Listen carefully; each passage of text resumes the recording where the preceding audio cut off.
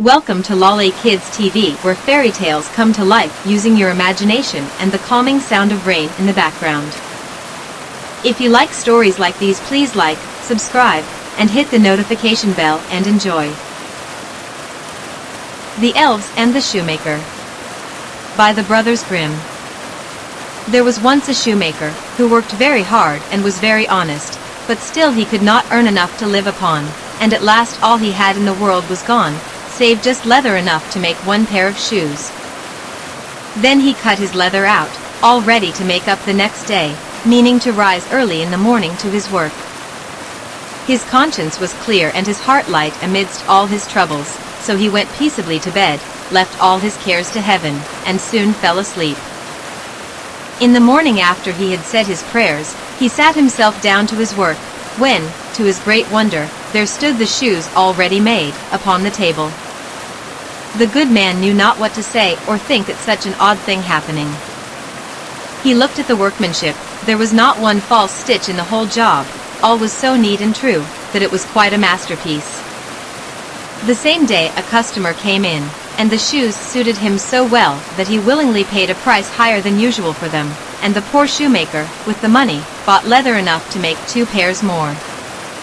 In the evening he cut out the work, and went to bed early, that he might get up and begin betimes next day, but he was saved all the trouble, for when he got up in the morning the work was done ready to his hand. Soon in came buyers, who paid him handsomely for his goods, so that he bought leather enough for 4 pair more.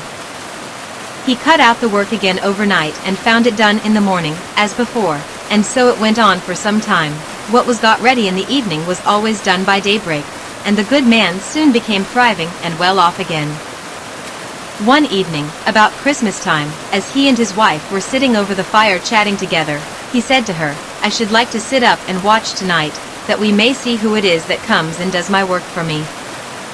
The wife liked the thought, so they left a light burning, and hid themselves in a corner of the room, behind a curtain that was hung up there, and watched what would happen.